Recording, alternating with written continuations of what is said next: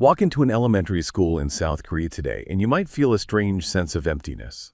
A teacher there, who started her career in the late 90s, remembers her first classrooms being packed, buzzing with the chaotic energy of 30 students.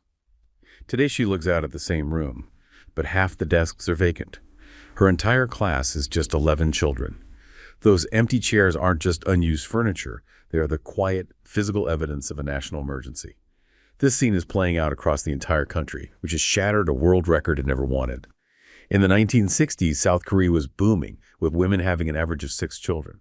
Today, that number has fallen to 0.72, the lowest fertility rate on the planet, by a huge margin. It's a number so low that statisticians predict the population could be cut in half in just over 30 years, turning the country into what some fear will be a nation of ruins. What happened? How did a country known for its economic miracle and relentless work ethic engineer a society where people have almost completely stopped having children? You just heard a truly alarming situation.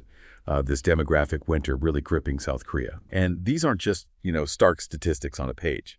No, not at all. They represent individual lives, the fabric of families, and, well, a national future that looks profoundly different. It touches everything, doesn't it? From classrooms to the economy itself. Absolutely. It's a huge challenge. A profound, urgent challenge for, one of the world's most dynamic nations. And it's something that should probably resonate with all of us, thinking about the global implications of such a rapid shift. Yeah, and what's truly astonishing here isn't just the final number, that 0.72 figure, it's the sheer speed of this decline. Right, the speed. I mean, to give you some context, it took the United States roughly 100 years for its fertility rate to drop from about 4.2 to 2.3. Okay. South Korea, though, its rate plummeted from 6.1 children per woman down to just 1.9 in only 60 years. 60 years, wow. And now, to fall even further to 0.72, I mean, this incredibly rapid change, it's unprecedented in modern history, really. It signals a deep and complex mix of forces at play. So that's what we're diving into. Exactly. Our deep dive today is all about understanding these forces. We're going to try and unpack the immense economic pressures, the intense social and cultural demands. And the policies, right. How the government is responding or maybe not responding effectively. Precisely. How policies are or perhaps aren't tackling this crisis. Our mission is to explore what's truly driving this demographic winter and, what it means not just for South Korea, but maybe as a cautionary tale elsewhere. The economic tsunami, a crisis of faith and fiscal stability. Okay, so let's unpack this. To really get a handle on the economic fear many young Koreans face, let's look at this example. Min-soo, a 29-year-old graphic designer. Okay. He works these grueling 12-hour days, which is, pretty common in South Korea's job market. He's at a successful gaming company. Right, that hyper-competitive environment. Exactly. And on his subway ride home, totally exhausted, he's scrolling news on his phone, right? And he sees headlines about the National Pension Fund. Ah, the pension.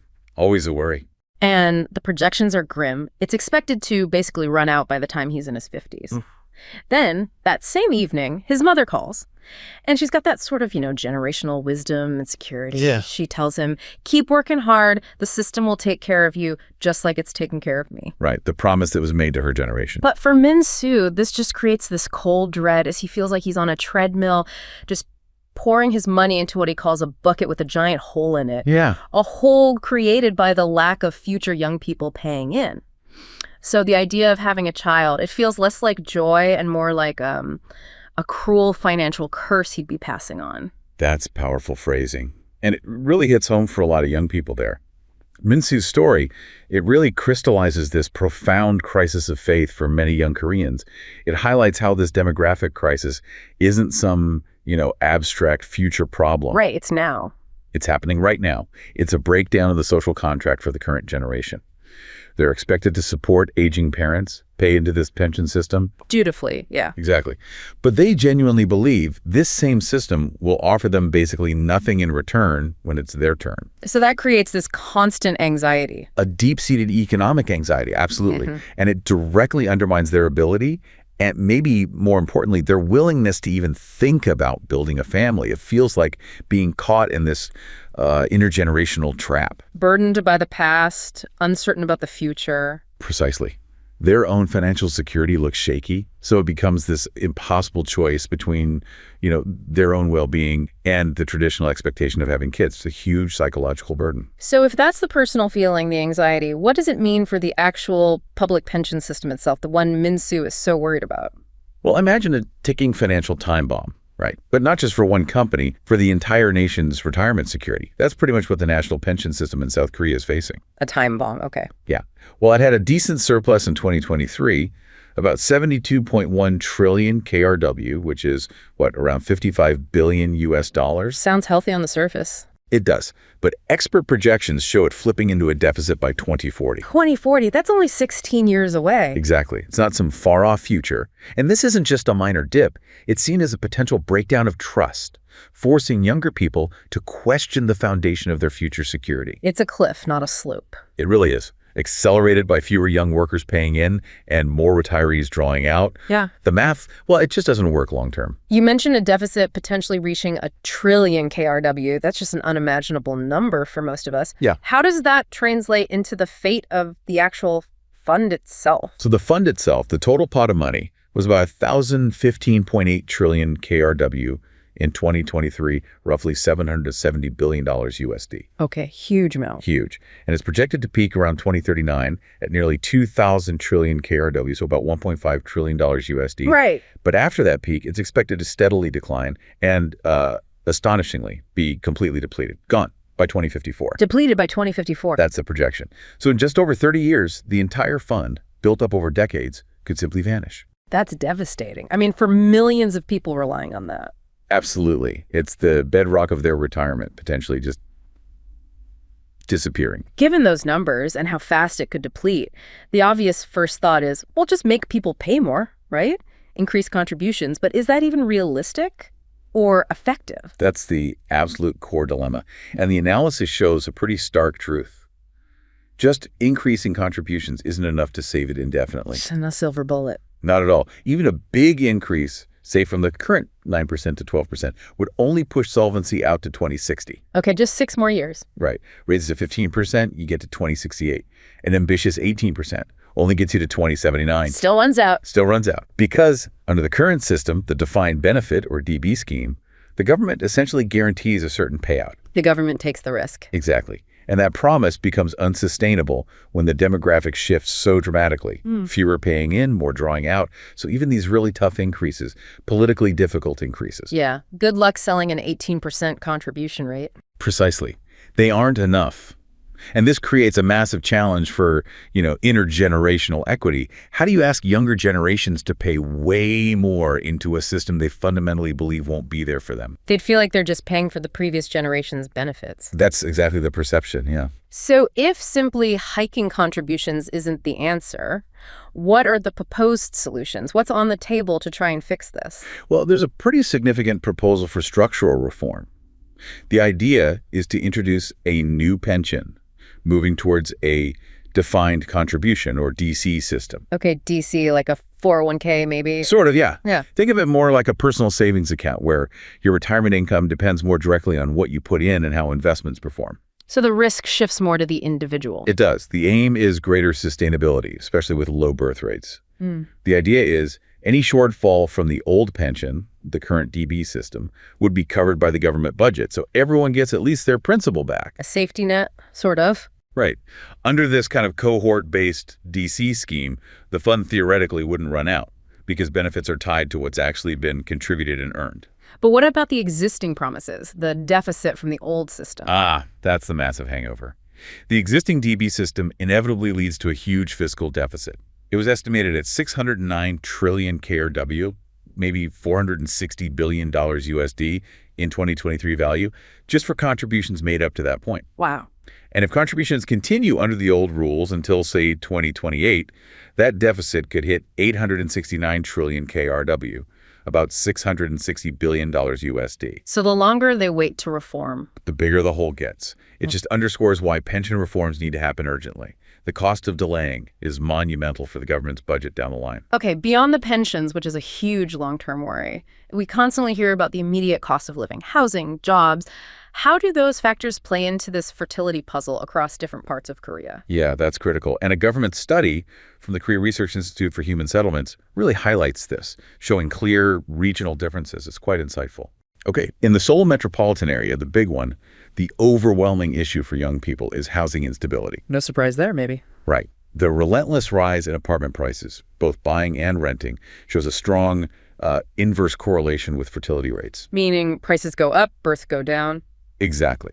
For instance, just a 10% increase in apartment rental prices in a district leads to a measurable drop, 0.01 in the total fertility rate, 0.09 in the crude birth rate. So even small increases have an impact. A direct impact. The sheer cost and difficulty of finding stable, affordable housing in and around Seoul makes young couples just incredibly hesitant. It feels like a crushing financial burden they can't take on.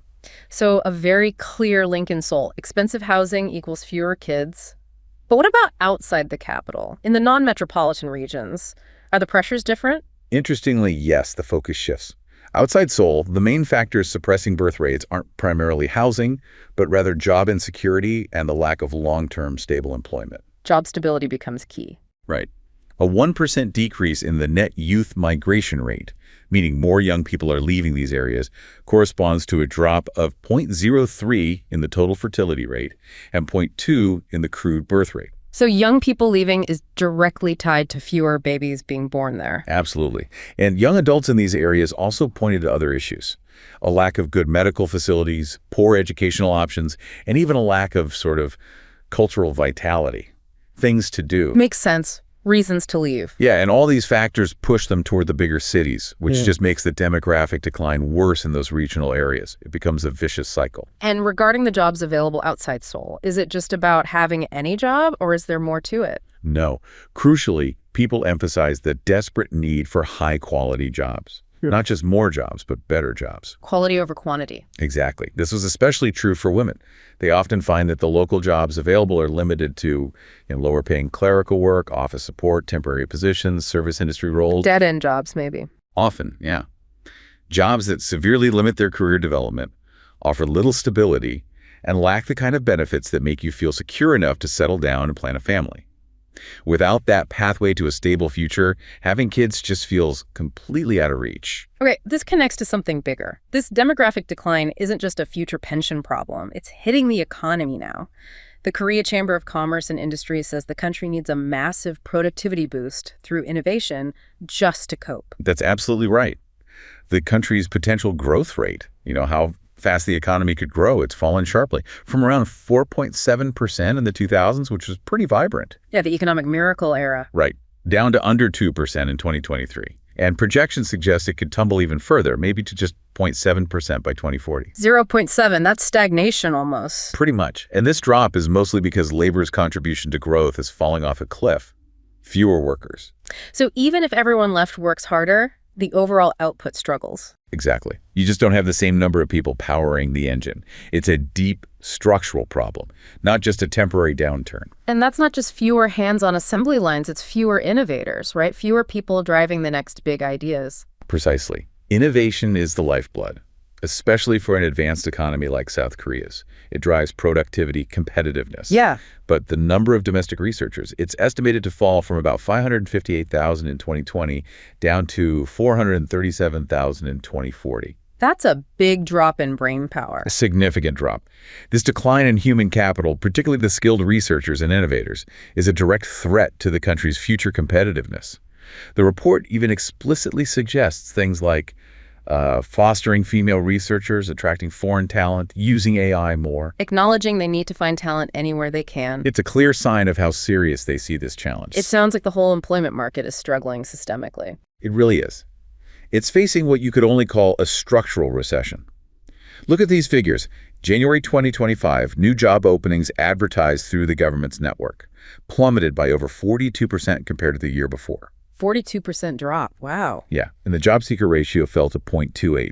That means only 28 jobs listed for every 100 people looking. An incredibly tight market for job seekers. The lowest for that month since 1999. even worse than during the 2009 financial crisis. This isn't just a blip. It points to deeper problems in job creation and market health. And what about young people trying to get their foot in the door, the ones supposed to be driving the future? Yeah, youth employment is maybe the most critical indicator, and the news there is just as grim. The number of employed young people, age 15-29, has been falling for 26 months straight as of late 2024. Over 2 years of decline. Yeah, their employment rate. Yeah. Downward trend for 8 months. And the average time it took last year from graduation to actually landing that first job, 12 months. A whole year just to get started, that's discouraging. Incredibly discouraging. And it's made worse by this dual labor market structure. You've got the big companies, the cables, offering stable, well-paid jobs with benefits. Desirable jobs. Right. And then you have lots of smaller companies offering much less stable, lower-paying positions, often without the same security or career path. Creates huge inequality. Huge disparities, yeah. Yeah. It severely limits opportunities for many young people. They face this harsh reality where getting a stable career foothold is just incredibly tough, which directly hits their ability to plan for a house, a family, a future. It feeds right back into deciding not to have kids. The social and cultural crucible work, expectations, and well-being. So if those are the economic pressures, which are immense, then the social and cultural expectations seem to form the other equally powerful side of this coin. Absolutely. They're deeply intertwined. Let's take another example. Jian, a 33-year-old assistant brand manager. She sounds brilliant, driven, on the fast track. Okay. But at family gatherings, her relatives just ignore her career success. They only ask, when are you getting married? Ugh, the classic pressure. And the unspoken follow-up is always, when are you having kids? Jiun's story, it perfectly captures this phenomenon known as the mom penalty in South Korea. It's this pervasive thing where women face real career setbacks after having children. How does that play out? Well, at work, June sees it happen. Women with kids get subtly sidelined, passed over for promotions. They get judged, silently for leaving at 6 p.m. for family reasons. God forbid you leave on time. Exactly. She even saw her own boss, a really capable woman in her 40s, get publicly berated by a director. Why? Because she missed a late-night work dinner because her child was sick. Berated for that. Yeah. And the boss was apologizing profusely, just looking crushed. It's not just about career stagnation. It's about dignity, professional standing, your agency as a woman trying to balance things. That must be incredibly disheartening to witness, especially knowing that could be your future if you choose that path. It is. And that evening, Jiun looks at her awards, her project plans, all her achievements, and feels this profound exhaustion. But it's more than tiredness. It's described as a preemptive grief. Grief for what? For a family she now feels she will never choose to have. She realizes the sacrifice isn't really having the child. The sacrifice is her own identity, her career, her very self. Wow, that's heavy. It is. This brutal collision between the hyper-competitive work culture and these traditional gender roles creates an almost impossible zero-sum choice for ambitious women. Opting out of motherhood starts to feel like the only rational decision in a game that feels rigged against them. This really brings us to the core of South Korea's work culture. It seems to, glorify hard work to an extreme that might be hard for outsiders to grasp. Oh, absolutely. Work is deeply, deeply ingrained as the pioneer criterion of social success. Values like fast, hurry, relentless pace. Yeah, I've heard that phrase. And Junmayan, persistent effort, often pushing past exhaustion. These are pushed to such an extreme that mental health often just becomes negligible, an afterthought. Work beyond fatigue is the expectation. That's the expectation. Prioritize professional achievement above almost everything else. It shapes the whole society into this collective pressure cooker. In this glorification, it inevitably means incredibly long hours. Right, leaving basically no room for anything else. Precisely. It's not unusual for people to work 12 hours a day. That's kind of standard in many competitive fields. 12 hours. And yet, legally, employees are only entitled to a meager 10 days of annual leave. Only 10 days. 10 days. And what's more, most people don't even use all their days off. Why not? Fear. Fear of being viewed negatively by bosses, by colleagues. There's huge social pressure, a real taboo around taking time off. So you self-censor. You self-censor, yeah. Yeah. It leads to this life without real respite, without genuine breaks. Personal time, let alone time for family or kids, becomes this indulgence few feel they can afford or dare to take. So how does this relentless culture, the long hours, the lack of personal time, how does it impact society's overall well-being? Well, it's fueling a really severe and widespread mental health crisis. It's quite alarming. In what ways? For instance, nearly half, 46% of high school students report chronic stress. This intense academic pressure starts incredibly young with things like hagwons, those private tutoring academies. Around schools. Yeah, attending them late into the night, maybe 9 to 11 p.m. after a full day of regular school. That's brutal for kids. It is. And then among adults, 27% live with high stress daily, just constant pressure. And tragically, this environment contributes to South Korea having, I believe, the fourth highest suicide rate globally, around 15,000 suicides a year. Plus, the culture creates these really rigid hierarchies at work where employees often feel completely at the mercy of their superiors. It just adds another layer of psychological burden. So when you combine that intense pressure with the actual demands of raising kids, it sounds like time for children, or even just a personal life, is simply unavailable for many. Exactly. From a societal viewpoint, children are increasingly seen as a major constraint. A burden, almost. A weight you mentioned earlier. Yeah, in a society where work is all-consuming and free time is so rare, add in inflation outpacing wage growth, and kids become this huge additional financial and time burden.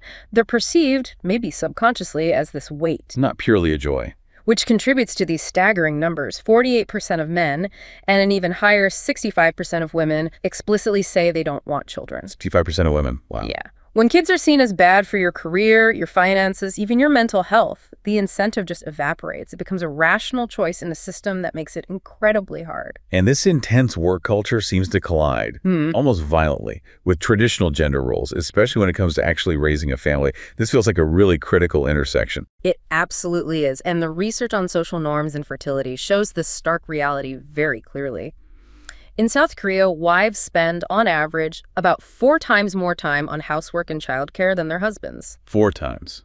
Not just a little more. 4 times more. And this isn't just anecdotal. Cross-country comparisons put Korea right up there with places like Turkey and Japan for the highest share of a wife's time spent on routine housework and family care. And there's a link to fertility rates. A demonstrable, strong, negative relationship. The more domestic burden falls on women across countries, the lower the overall fertility rate tends to be.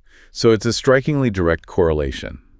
The more the wife does at home, the fewer kids the couple is likely to have. Are there other factors making that link so strong in Korea? It's a powerful link, yeah, but it gets amplified. A survey of Koreans in their 20s to 40s found more people, especially women, see marriage itself as optional, about 52%. Okay. But even more significantly, a huge 77.2% of Korean women agreed with the statement. Having children limits the job and/or career opportunities of parents. 77%. Compared to 65% of Korean men. And that perception is much higher than in Japan, for instance. It shows just how acutely Korean women perceive the professional cost of motherhood in their society. This really highlights a profound, almost heartbreaking gap between what women might ideally want and what they feel is realistically possible. It does. It's a critical insight. When asked about their ideal life, many Korean women said they'd prefer to have children and continue working, or maybe stop working for a bit to raise kids, then re-enter the workforce. Combining family and career, ideally. Right, that's the aspiration. But when asked about a realistically plausible life, a significant number pointed to either have children and quit working permanently, or continue working without getting married. The stark choice. A huge gap between the ideal and the perceived reality. It's a powerful sign of the structural pressures forcing women into this binary choice. Career or family, not both. And many are choosing career or maybe foregoing both marriage and kids. And what about the men's perspective on this? Is there a similar disconnect for them? Interestingly, men in both Korea and Japan generally said they preferred their spouses to work. They want the dual income. Yeah, understandably, given the economic pressures. 42% of Korean men chose have children after marriage and continue working as their preference for their spouse. Another 38% wanted partners to stop working for a bit, then return to work. Okay, so they want their wives to work. They want the economic benefit, yes. Yeah. But this reveals a major disconnect with the reality of the mom penalty and the unequal care burden that often pushes women out of the workforce. So men want the dual income, but the system makes it incredibly hard for women to provide that and have kids. Exactly. It creates this deep tension and source of conflict within families and for couples making these decisions. So how does all this, the work pressure, the gender roles, the conflicts, impact overall satisfaction with life and work, maybe comparing Korea and Japan again? Well, Korean respondents reported significantly more conflict between work and family life than Japanese respondents did. More conflict in Korea. Yes. More Koreans also agreed that work hours are too long, 46% versus about 40% in Japan, and really strikingly that there is strong gender discrimination at work. How much higher was that? 42.2% in Korea agreed with that statement compared to just 14.6% in Japan, a huge difference. Wow. Especially among women, I assume. Especially among women, yes. And women in both countries expressed more anxiety about things like unemployment, finances after retirement, and having to care for aged parents. It paints a picture of significant stress and discontent, particularly for Korean women trying to navigate these demanding, often unsupportive professional and domestic spheres. Okay, with all these pressures, economic, work culture, gender roles, you might instinctively think, well, surely there's also a powerful social stigma against single mothers that contributes to low fertility. That's a very logical assumption. It feels like it should be a major factor, right? Yeah. But surprisingly, our deep dive into the research suggests maybe not as much as we'd think. The studies indicate that the social stigma on single moms does not much contribute to the high childlessness for single moms. Really? That's counterintuitive. It is quite counterintuitive. But when they break down the reasons for childlessness among single women, economics overwhelms everything else. How so? Opportunity cost-driven childlessness accounts for a massive 93.38% of cases among single women. 93%. 93%. Stigma-driven childlessness was estimated at a tiny 2.08%. So stigma is almost irrelevant compared to economics for single women. Relatively speaking, yes. And the reason seems to be that single women in Korea tend to be more educated than married women, on average. Right. Higher education usually means higher wages, better career potential, and therefore a much higher opportunity cost that they stand to lose financially and professionally if they take on the immense responsibilities of single motherhood. So it's a rational economic calculation. Overwhelmingly, yes. The economic reality, the career sacrifice, rather than fear of social disapproval, seems to be the dominant factor driving childlessness among single women. It's about personal sustainability in a very challenging structure. Policy paradoxes. The gap between intent and impact. All right, so the government obviously knows this is happening. This demographic crisis isn't a secret. Yeah. They've implemented policies, spent money, but are they actually working? That's the billion-dollar question, isn't it? Or maybe trillion-one question. Right. Let's look at another story. Ha-jun and Seo-yeon, a young married couple in Incheon near Seoul. Okay. They both do that long commute, over an hour and a half each way, to jobs in Seoul. A daily grind. Very common, yeah. They managed to get a government-subsidized apartment loan for newlyweds. And for a moment, they felt this real spark of hope. Seo-yeon thought, okay, maybe we can actually do this, maybe have a family. A moment of possibility. Exactly. They even got a one-time childbirth grant from their city, 2 million won, which is about, what, $1,500 US? Yeah, around that. And this is where the gap between the policy intent and the actual impact becomes crystal clear. How so? Ha-jun and Seo-yeon, being practical, sat down with a notebook. And they quickly figured out that 2 million won would barely cover the absolute basics.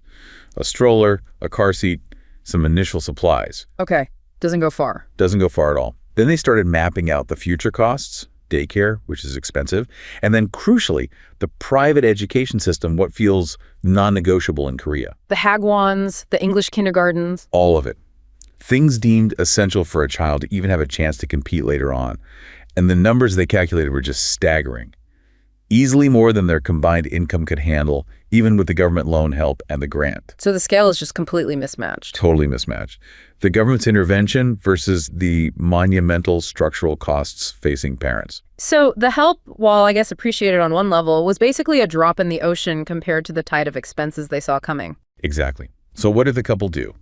Facing this harsh reality, they decided to use that 2 million won grant to pay off some student debt instead. Practical, But the hopeful conversation about having a child quietly shelved indefinitely. wow. And this story just perfectly illustrates that these top-down financial incentives, while they might seem helpful, are often just a small bandage on a deep societal wound when they don't fix the underlying structural problems. They don't change the fundamental math for couples. Right. They offer temporary, maybe symbolic relief, but they don't change the economic calculus that makes raising a family feel impossible for so many. And Ha-Joon and Se-Yeon's cold calculation that children are primarily expenses, that seems to be a widespread feeling, right? Oh, absolutely. The data backs it up completely. Research shows an overwhelming 96% of young people in South Korea perceive children mainly as expenses. 96%, that's almost everyone. Almost everyone. And this view gets worse with things like inflation around 4% in 2024, especially when we just aren't keeping pace for many households. Stagnant wages, rising costs. Yeah. It means the financial burden of a child becomes an even bigger chunk of an already stretched budget. It just reinforces the feeling that it's an untenable proposition. Now, South Korea and its neighbor Japan face really similar demographic challenges, aging populations, super low fertility. How have their policy responses actually compared? Where are they similar? Where do they differ? It's a really interesting comparison. Both countries initially went down similar paths, focusing heavily on childcare in their early responses. Childcare first? Yeah. South Korea focused on expanding subsidies, making existing childcare more affordable. Japan, meanwhile, did things like the Zero Child Waiting List project, trying to tackle the actual shortage of nursery spots. Different approaches to the childcare problem. Right. South Korea has also been maybe more structured, with these formal 5-year basic plans on low fertility in an aging society since 2005. They're on their third one now. Japan has its Plan for Dynamic Engagement of All Citizens from 2016, which also set a target birth rate, aiming for 1.8. So on the surface, they both recognize the problem. They're both trying things, especially around childcare. But beyond childcare, are there more significant differences in their broader approaches, maybe in philosophy? Yes, I think a really crucial difference is in how they approach family structures and changing social norms. How so? South Korea, particularly in its third basic plan, has actually started to proactively embrace diverse family types. They're including policy considerations for unmarried single mothers, for cohabitation, putting these on the official agenda. Acknowledging reality, maybe? It seems like it. Japan, in contrast, has been much more hesitant. They haven't really even started a serious public discussion about these kinds of familial changes or diverse lifestyles. Their policies often kind of revert to promoting traditional familism, like stressing support for 3-generation households living together. Leaning on the past versus adapting. It seems that way. So Korea appears, at least in policy language, a bit more forward-thinking in acknowledging and maybe supporting diverse family forms. What about policies for women in the workforce? Given that mom penalty we talked about, have they done enough to really support women's careers through childbirth and afterwards? Sadly, not really in either country initially. Both lacked really robust policies that treated women as full primary economic actors. How did that manifest? South Korea's policies were mostly limited to helping women re-enter the workforce after a career break. Fixing the break, not preventing it. Exactly, not focused on supporting continuous employment through the childbearing years. In Japan, women's employment rates went up under Abenomics, but the quality of those jobs was often low, lots of part-time, irregular roles. Mobilized for the economy, not empowered. That's a good way to put it. And crucially, in both countries, the Social Security and tax systems are still fundamentally based on this old male breadwinner model. Assuming women are secondary earners. Right. Which fundamentally undermines women's career continuity and just perpetuates the idea that their main place is ultimately in the home, even if they work. So it sounds like, despite various efforts, there's this fundamental failure in both places to tackle the core issue, the unequal sharing of care duties between men and women. Precisely. That is the huge elephant in the room that neither country has really prioritized as a central policy area. And the numbers bear that out. Starkly. Korean men spend about 1/5 the time on care duties compared to women. Japanese men, about 1/6. Just a fraction. Tiny fraction. And this glaring inequality isn't being directly challenged or meaningfully shifted by government policy. So the immense burden of housework and childcare still falls predominantly on women. Which makes the mom penalty worse, makes work-life balance impossible. Exactly. And directly feeds into women deciding they just can't manage both, leading them to delay or forego having kids. Until that fundamental imbalance is addressed, other policies are likely just tinkering around the edges. Okay, so given this detailed analysis connecting all these pieces, what are the key policy recommendations coming out of the research? What should be done? Well, the recommendations are quite specific, and they recognize the regional differences. For the non-metropolitan areas outside Seoul, Where jobs are the main issue. Right. The advice is to pair fertility policies directly with balanced regional development. That means actively creating stable, promising, high-quality jobs, especially for women, to give young adults a real reason to stay and build families there. Economic opportunity as a fertility policy? Essentially, yes. Yeah. For the Seoul area, where housing is the killer, Yeah. the study urges expanding support well beyond just that initial post-birth grant. It calls for comprehensive support throughout the entire child-rearing process, directly tackling housing stability. Not just a one-off payment. No. Things like more affordable housing options, maybe long-term rental stability programs, accessible high-quality public services nearby, addressing the day-to-day realities of raising kids in an expensive city. So how do the people on the ground, the 30-somethings, the potential parents, actually perceive all these government efforts? Do they feel like they're being sufficiently supported? The focus group interviews are really telling here. They found many people in their 30s, in both Korea and Japan, tended to see the whole low fertility issue as somewhat irrelevant to them personally. Irrelevant. How? Maybe it feels too big, too abstract, like nothing they do matters. Or maybe the policies just aren't hitting home. Both Korean and Japanese interviewees clearly stated that their governments haven't yet come up with policies that make them feel sufficiently supported. A clear disconnect. A huge gap between the policy intentions and the lived experience. A sense that the efforts just aren't meeting their fundamental needs. What kind of practical support are they actually looking for? What would make a real difference to them? It consistently came down to a desire for genuine, tangible work-life balance. Time. Time, exactly. Being able to consistently leave work on time without constant overtime demands that was often seen as more important than a small pay rise. That speaks volumes about the work culture. It really does. It reflects that profound lack of personal time. And alongside that, a strong, consistent need for stable, affordable housing. The basics. The absolute basics. These are the day-to-day pressures that simple financial incentives don't solve. It points to needing a fundamental rethink of what makes life livable enough to even consider starting a family. And when people themselves are asked what they think the main causes of low fertility are, what do they point to? The surveys line up pretty consistently with everything we've discussed. Economic instability is the top answer in both countries. Number one worry. Yeah, 24% in Korea, 28% in Japan. Following that in South Korea is the crushing financial burden of childcare, especially education, 17.7%. And then the difficulty achieving work-life balance, about 9%. Okay. And what do they say needs to change? What conditions are needed? Job stability is the top choice in both countries, again, 25% in Korea. Followed closely in South Korea by needing a stable and affordable housing supply, 16.7%, and real, robust support for maternity and parental leave, 15.1%. So people understand the core issues. Their perceptions match the data. Absolutely. They clearly see the deep-seated structural nature of the problem based on their own lives. Connecting the dots towards a new vision. Okay, we've really navigated a complex web here. We've seen Min-soo's economic anxieties, the pension fears, the job insecurity. We've seen Ji-yeon struggling against that mom penalty and the relentless work culture. And Ha-joon and Seo-yeon's experience with policies feeling like mere bandages. It's so clear these aren't separate issues. Not at all. They're completely interconnected. And the core aha moment, I think, the really profound insight from the research, is seeing just how deeply these economic realities are intertwined with the prevailing social norms, particularly gender roles in the family. The unequal sharing. Exactly. One critical study on social norms and fertility found that this unequal sharing of child caring significantly contributes to the low fertility rate. Their model actually suggested that if Korean partners had an optimal sharing rule, meaning duties were more equally divided, Right. the fertility rate for the 1970 cohort could have been 18% higher. 18%, just from more equal sharing. That's the estimate. Think about that. A cultural shift potentially unlocking nearly a fifth more births. It shows how societal expectations directly shape our most fundamental life choices. It's a powerful demographic lever. So the implication is stark.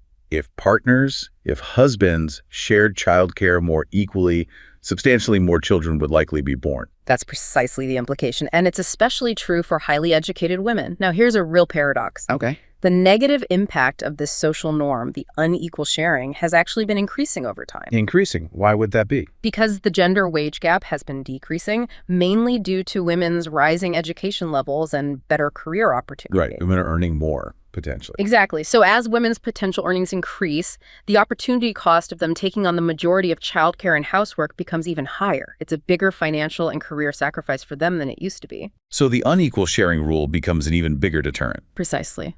As women achieve more professionally, the traditional expectations become an even heavier burden, paradoxically pushing fertility even lower.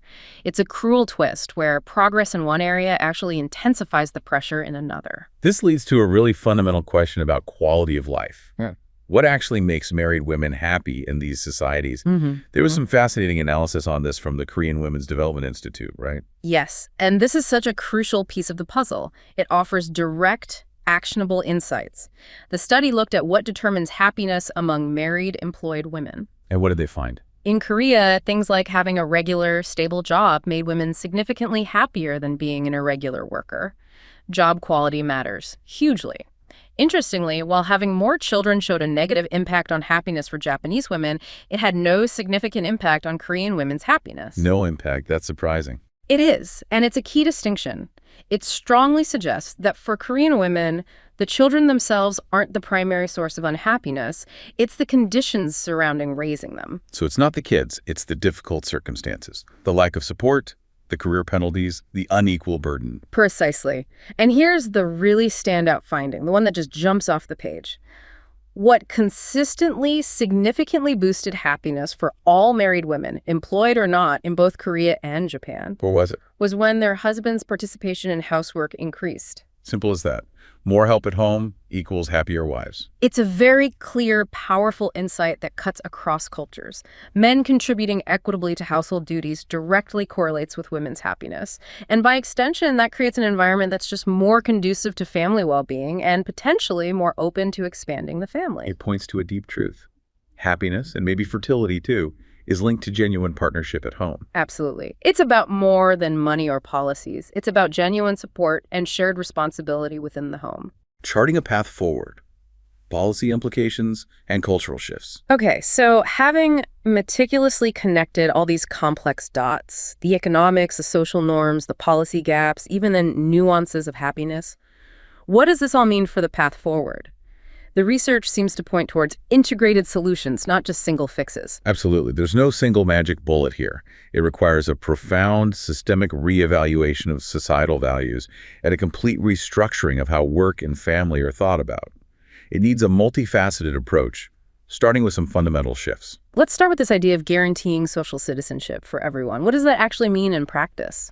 Guaranteeing social citizenship means that government policy on low fertility needs to be built on a foundation of a really robust social security system, one that ensures everyone's basic needs are met, regardless of whether they're married or parents. A universal safety net. Exactly. Yeah. That foundational security is essential to support family formation and child rearing based on genuine gender equality. Oh, It also means securing stable, high-quality jobs for both men and women. both partners. Yes, recognizing that household livelihood should be a shared responsibility and a decent lifestyle should be guaranteed for all individuals, not just relying on one primary earner. It shifts the focus to individual rights and security as the basis for stable families. And then there's this equally critical, maybe even harder call for fostering a completely new family culture in South Korea. How do you even begin to tackle something so deeply ingrained? Yeah, this is huge, and it involves a profound cultural shift.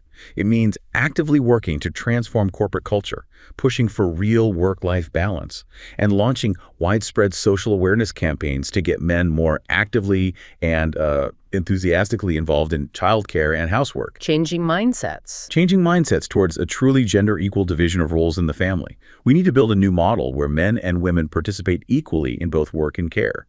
This also means bravely confronting and dismantling those long-standing patriarchal attitudes that hold inequality in place. Measuring progress, too. Yes, developing something like a family equality index to track progress is suggested. And ultimately, enhancing protection and support for all births, making sure every child is born and raised securely, regardless of the parent's marital status, valuing every child, every family structure. What about tackling the gender gap in the labor market itself? How can policies make a real difference there, beyond just talk? This requires a fundamental shift in the policy approach. Instead of just helping women re-enter the workforce after a career break. Which implies the break is inevitable. Right. Policies must prioritize preventing those disruptions in the first place.